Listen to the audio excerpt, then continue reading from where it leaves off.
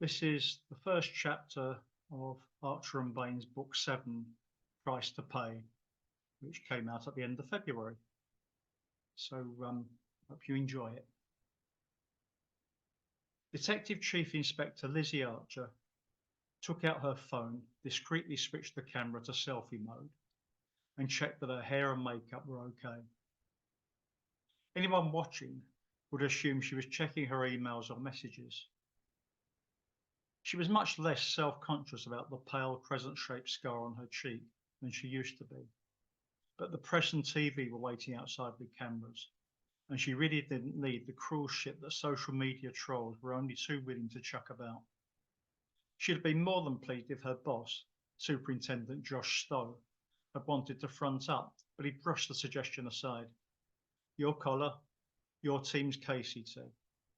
Your moment in the spotlight, like it or not. At least her well-cut hair and subtle makeup were still doing their job. Satisfied, she put the phone away, nodded to the people with her, and stepped out onto the front steps of Aylesbury Crown Court. With her were Detective Sergeant Joan Collins, members of the Swain family, and their solicitor. The big, blocky, brown brick building was an unimpressive backdrop, and the grey September day did nothing to improve the atmosphere. But none of that mattered. Cameras flashed as soon as she and the family appeared. A few reporters started shouting questions. She stood still, impassive, waiting for them to settle down. Gradually, there fell silence. Only the shuffling of feet, the clearing of throats, and the background traffic noise disturbed the quiet. Justice has been served today, she began, and Dougie Upman is starting the long stretch in jail he deserves. This was a cowardly, vicious attack on a young man with his whole life in front of him.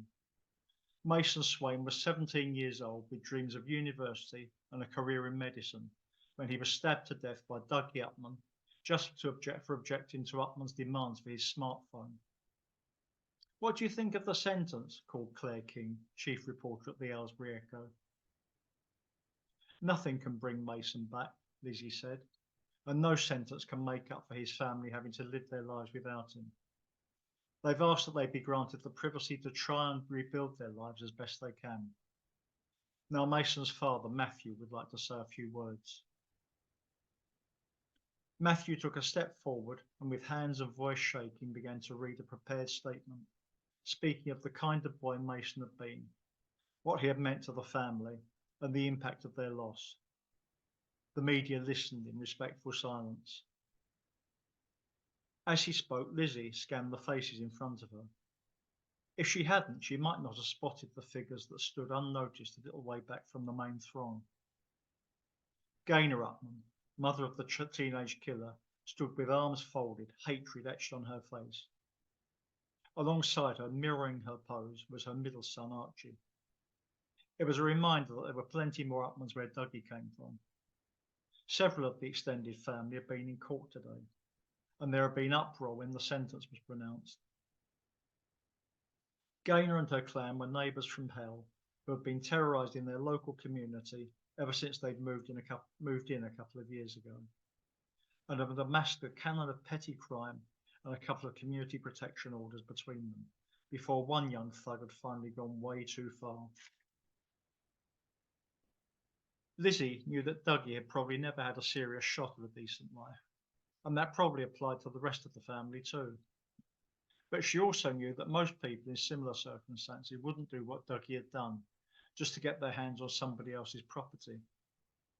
As a DCI, she normally gave her team space to work cases, but her anger and her sympathy for Mason's family, robbed of a loved one forever, had drawn her in and made her vow to nail the killer, which, as things turned out, hadn't proved too much of a challenge.